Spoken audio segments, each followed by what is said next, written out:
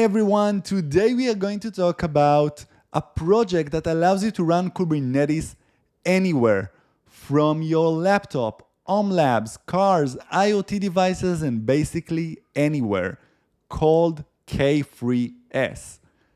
And today we are going to talk about what is it, what's in it, and also show you how you can use it on your own laptop. Let's go.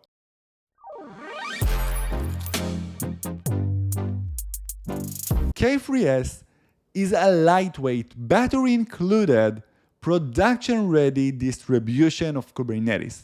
Let's break it down. So first of all, it's lightweight. How light it is? In less than 100 megabyte, you will be able to run full Kubernetes clusters with everything needed in order to run connected to storage, network, load balancing, ingress, everything in less than 100 megabyte, meaning you can run it on edge locations, small devices, anything that got 100 megabyte and need to run your own application. K3s is a production-ready Kubernetes distribution, meaning it intended and created to run production workload in a very unique use cases and environment, but it tested to run production quality clusters and workload. The last part is that K3s is a battery included solution.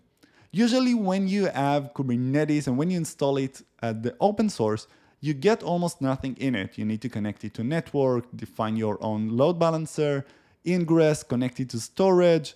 Maybe you want to change the DNS. All of that is not come when Kubernetes just deployed out of the box. So K3s comes with all of that in a single binary, and you don't need to take care for anything. What makes K3s so powerful is that if you have an edge or very unique use case when you need a lightweight but production-ready solution, K3s makes it easier to deploy, use, and run your workloads in Kubernetes, but actually anywhere.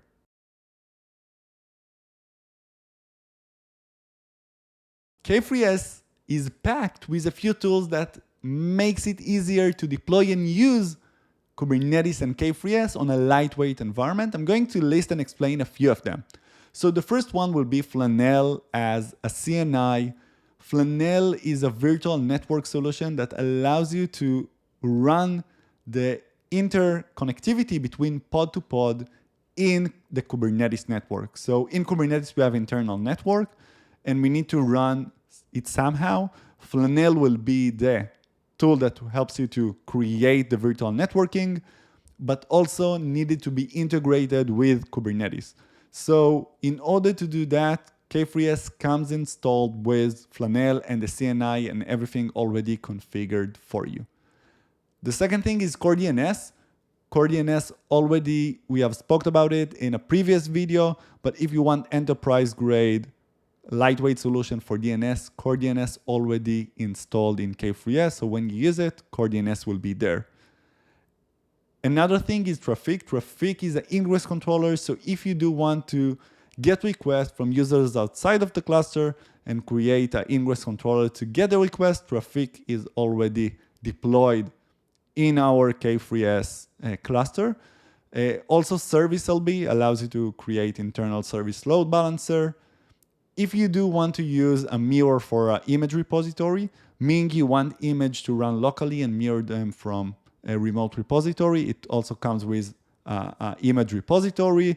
Local path provisioner for storage. If you want to provision storage from the node into the Kubernetes cluster, you do need to do that somehow and also connect the CSI, the storage interface to configure and integrate all of that. K3s already pack that in and bake that into the binary.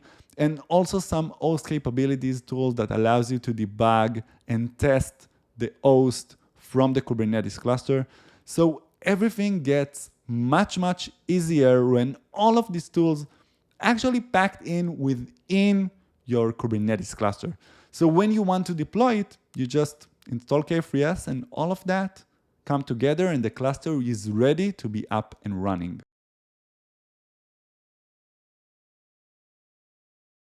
K3s is a single binary solution. What is it good about that is that you can download the file and just run it and you would get Kubernetes cluster. But in this file, a lot of things need to be baked in. First of all, the Kubernetes components, but also the script and the code that actually bootstrap them.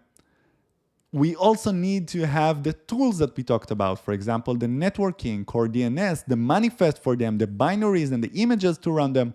All of that will be packed into a single binary that you can just run and use.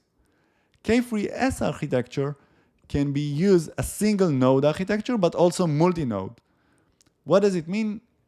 K3s got two modes to run. One is a server mode, and the other one is agent mode. Servers will be similar to master nodes in Kubernetes. They will run the master control plane. They are also allowed to run workloads.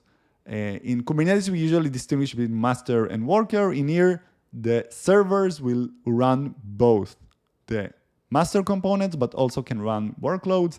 The agent are more similar to worker nodes when they have and run only the workloads of Kubernetes themselves.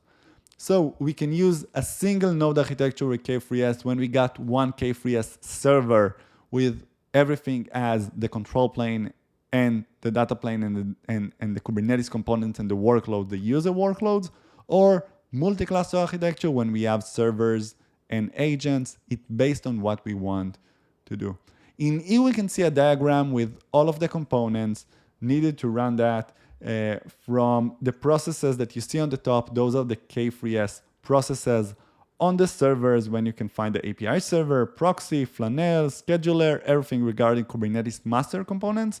And at the bottom, we can see containerd with the pods, which are actually the user pods needed to be run on the workloads. And on the right side, we can see the agent with much less workloads running in terms of K3s control plane. We can see the proxy, tunnel and Flannel, kubelet, and containerd running the workloads. So that would be, if you take a look about single architecture, it will be only the left side, and multi-cluster will look as both of them.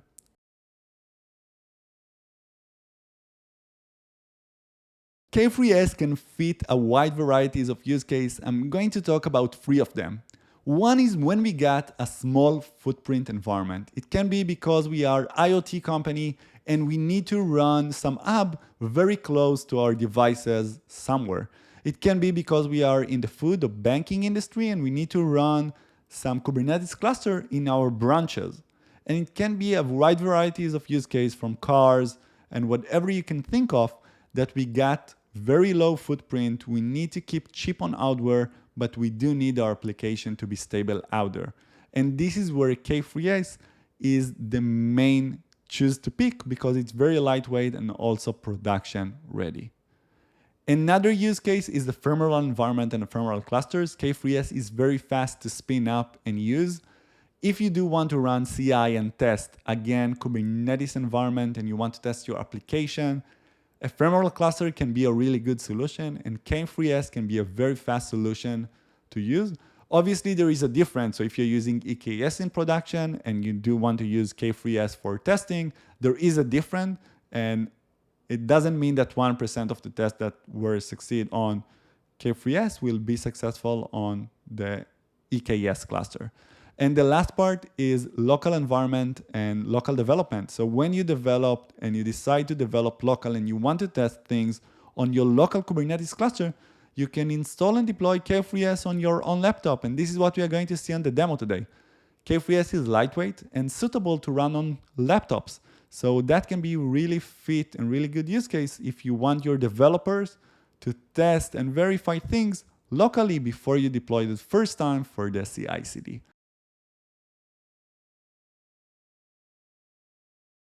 K3s got a few alternatives out there. I'm going to list and explain the difference between K3s to them.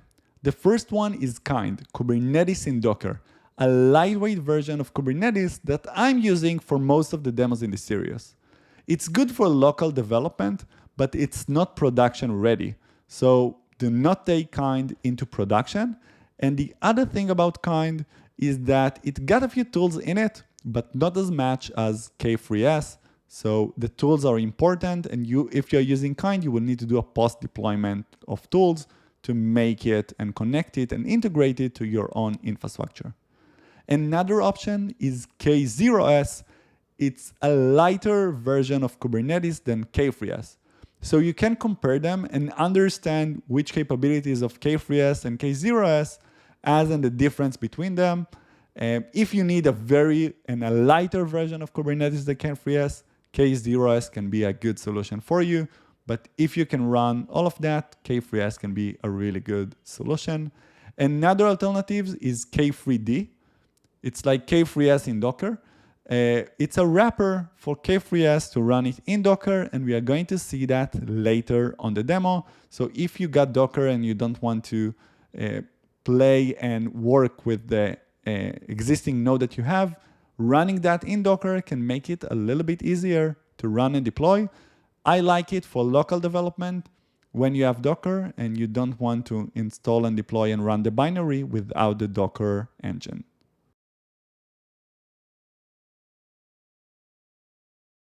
What we are going to do in the demo today, we are going to deploy a k3s cluster using k3d, deploy our own application, open a service, and open access through the ingress from our local machine to the application. So we are going to do like a full development cycle. It can also use in production if you want to create ingress traffic to your own services in k3s. So if you want to run this demo, you can go into Auto DevOps Tools Git repo. There is a page called k3s and k3d, and you will find all of the information. What we are going to do today is that we are going to use k3d, which is a Docker variation wrapped of k3s. So you need to have Docker installed. So if I'm going to do Docker PS, you will see that it's running, but I don't have any containers running at the moment. When I'm going to deploy k3s or k3d, you will see that running and creating the containers for our own cluster. So what we are going to do is that, first of all, we are going to click in here and we are going to install k3s using this command. I already got the latest up-to-date version, but what's going to happen in your environment, it's going to install it. And the next part is that we are going to deploy a cluster. So what happens is that a new tool is installed, k3d. k3d -help will allows you to get information about the k3d command. You can list the cluster, add completion, configuration, images, get kube configs, get information about the nodes. Everything will be available through this command. And what we want to do is to create our own clusters. So what I'm going to do is copy the command from here, and we are going to create my cluster ingress. I'm going to add port 8080 local and remote to the load balancer and deploy the cluster with 2 agents. And what's going to happen is that right now k3d will take all of the information and will start the node. You can see that it will start servers and also agents. So we are going to use multi-cluster architecture and also deploy the service and the load balancer. Everything will be in Docker images and Docker containers. So now what we can see is that our cluster created successfully, and now we can run kubectl cluster info to get the cluster info. So let's do that. What I can see in here is that Kubernetes control plane is running, core DNS is running, metrics server is also running, everything is healthy. And if I need more information, I can run the diagnosis, but I don't need it right now. What I want to show you is that if I'm doing Docker PS right now, I have all of the containers running, the ingress tools running, the server load balancer, agent number 1, agent number 0, this is like the first one and the second one, and also a single server. Also, something that also happened is that kubectl is now directed into my cluster. I can do get pods or get nodes, and what you will see is that we have a 3 nodes cluster, that the server on the multi-architecture running the control plane and the master, and we got like 2 worker nodes that got none roles, meaning they are worker and will run the workloads. Okay, and now we are ready to run the actual workloads. So what we are going to do is that we are going to deploy a very basic deployment. You can see it on the right side, my Nginx with run replicas, very simple one. I'm going to copy it and paste it on my terminal, creating this deployment. Cool. And in order to, what we want to test at the end is that we can actually access it from our local machine. So what I'm going to do next is that I'm going to create a service. The service will allow to redirect traffic internally into the service we just created, or the deployment. And I want to also create ingress that will allow you to redirect traffic from outside the cluster into that service. Meaning anytime a request will come in, based on the routing, what you can see in here is host Nginx local based on the URL, the rule will send it to the service using 8080 port. So this is the ingress route going to be created. Let me just copy and paste it into my terminal. And now we can see it's created successfully. If you also want to check that, you can also describe. So if you are going kubectl, describe ingress route,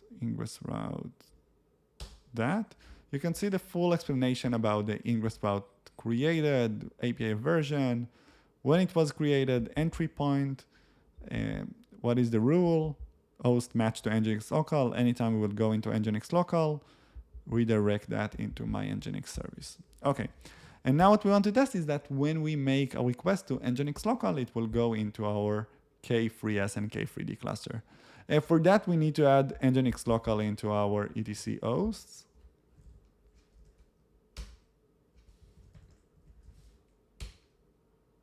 Okay, now it's added.